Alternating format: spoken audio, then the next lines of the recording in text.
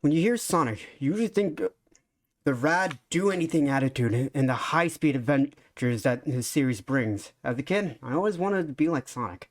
I know it sounds cringe now, but I made many OCs and concept art for Sonic, and I even would run like him in elementary school. What I would do just to go back to those days. uh, Anyways, back to Sonic. When I heard the rumor that Sonic was getting an open world style game, had mixed feelings. Some with excitement because it's new. It's a new Sonic game. It's gonna be open world. But some of them to be, oh no, it's an open world Sonic game. Sonic lately has been on a decline from me ever since the Sonic Boom fiasco. I just watched from the sideline, and Sonic Forces was kind of just a disappointment, and I thought maybe Sonic wasn't for me. Hi, I'm Hellia, and this is a little thing I'm calling Hellia Speaks. A little review series, a new thing I'm trying to express more and get more content out there. And today, I'm reviewing Sonic Frontiers. Sonic to me is like a roller coaster of games. Some are really high and some are really low. I don't we don't talk about the lowest of them. Sonic Schoolhouse. In the more recent games, Sonic games really been kind of dropping the ball. I'm guessing you're wondering when I'm getting to meet the video. Well, if you hey, so let's get into it. I guess before we really get into the meat, I do want to put up a spoiler warning as this will softly tackle the story of the game, but not too much. I'm not one to talk about a game's story, if that's what you're looking for. When you first boot up the game, it starts with a cutscene of Eggman doing some mischievous actions and activating another ancient relic he probably should just leave alone for like the fourth time. When he and his weird machine get sucked in. Then it suddenly cuts to Sonic and his friends arriving to the game's location, the Starfall Islands, right where Sonic got Chaos Emerald readings, and he decided to investigate it. Wait, you're asking how I know this? Well, before the game came out, Sega released a prologue comic explaining how everyone got to where they were, and after that, you get forced right into the gameplay onto the first cyberspace level. And let me tell you, these levels are a mixed bag. Some of them I really love, but then sometimes the level goes 2D and goes to a crawl speed of stop and go platforming. I still had a really hard time figuring out on if I loved them or hate them. I could say now a lot about this game. Once finishing that level, you're tasked to destroy 3 titans and destroy the walls between dimensions as a mysterious voice. That's when you get to the meat of the game, running around open zone islands. Among your adventures, you'll find your friends trapped in some kind of digital prison, so you have several tasks at hand. Find out why the Chaos Emeralds are here, save your friends, and destroy the titans. The amount of tasks the game swiftly gives you could make the game overwhelming and hard to follow for younger players, but they do give you a little blurb on what to do on the top right. Personally, I wish they'd add a mini-map of some kind. It's not that hard saying they added a compass. This game is so beautiful. Right now you should be seeing Switch gameplay, but I'll say this game still looks good on the Switch. It's surprising how little I notice in graphical differences from PC to Switch. The only time I've noticed quality drops was when running around. You'll see more popping, but that's not that big for me. And this game controls like a dream. Not a perfect dream, and mind you. There's still control hiccups, but I'm surprised how controlling Sonic in an open world style game feels so good. Props to the team for making it feel really good to play and making exploring these huge maps really fun to look around for the Chaos Emeralds and your friends. As you go through the game collecting the Chaos Emeralds and saving your friends, you'll learn more about the ancients and that used to reside on these islands, and about this mysterious child named Sage, who seems to know a bit more about the ancients and the Cocos, who are these cute little beans that you collect and help on your adventures.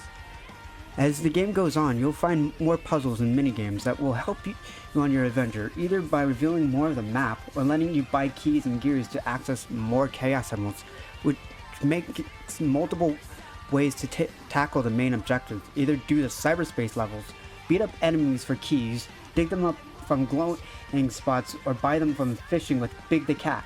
That's right, Big the Cat is back, baby! Let's effing go!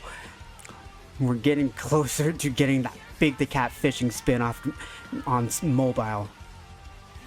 Anyways, once you collect enough emeralds, you get to fight the Titan of the island. And let me tell you,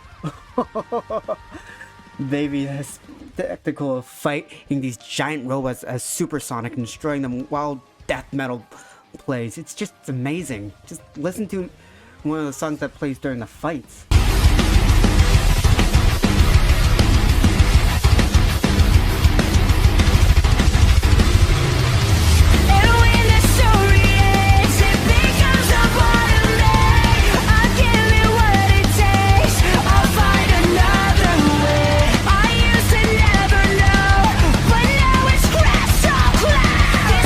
It's awesome. My first time fighting them, I was just in awe. Sonic was back and he's cool. Each Titan fight plays differently, making the fights varied and really fun. Each Titan you defeat, you get small flashbacks on the ancients and learn a bit by bit on what took them out. Each island has their own terrain. Kronos being a big grassy field, Eris Island being a big giant desert with shut down tech and facilities, Chaos Island being a giant active volcano with lava and ash everywhere, and Rhea Island is a densely forested island. Each island also has their own friend to rescue and help, like Amy being on Kronos Island or Knuckles on Eris. And as you help them, they actually start changing their character and wanting to do more and live more. I love this because it makes these characters feel like characters instead of just feeling like Sonic's friends. And they show that they have grown over the last few adventures. Once you defeat all the Titans and some giant towers, it's revealed that the Titans and the towers were made to keep something in a limbo, and you just freed it. You might be wondering where's Eggman during this whole adventure. Well, he's been stuck in cyberspace trying to find a way out, find a way to use the ancient technology with the help of his new AI Sage, who calls him father. Sage to me is kind of confusing. The game acts like she knows a lot about the island and its history, yet it's never explained how she knows about it. But I do think the father-daughter relationship they put Eggman and Sage in is really cute. I know I went on a tangent about Eggman being trapped must have been the same prison that this entity that destroyed the ancients were locked in, and releasing Eggman also released it. And you must team up with Eggman to stop it before it destroys your world. I don't know about you, but the end boss of this game really reminds me of Evangelion. And oh boy, the final secret boss being a bullet hell is just amazing. This game is just amazing. Sure, there's something that needs some work, like how you don't get any iframes or how there's no minimap, but there's a lot of cool things that you can do in this game. And it's just amazing that we got and definitely made me respect Sonic more. Now if we could just keep the quality going up.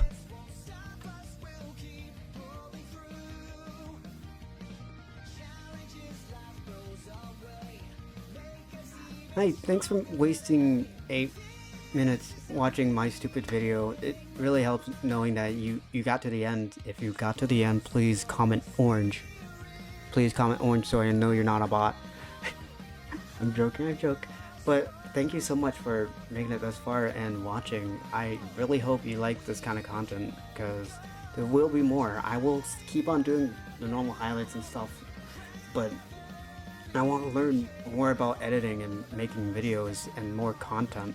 I feel like this will help me a lot with that. And the next game I plan kind of will be Pokemon, but you can, if you join my Patreon, you will be able to vote for which other game. But the next planned one I definitely have planned is Pokemon Scarlet, and I'm hoping you guys will join me for that one. All the footage you saw right here on this video, I streamed on my Twitch, which I try streaming regularly. Sometimes I take like a week break, but I try streaming regularly, almost daily, with new content, and I'm a variety of things. A lot of Smash. We have a lot of fun, and you can join and say hi, and you can also see more highlights there, where a lot of things that don't get onto my YouTube are on my Twitch.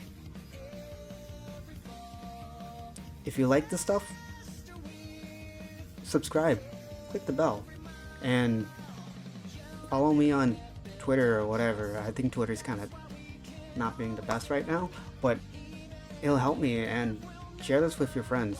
Don't bug them, but like, if you think this was cool, you can share this with others.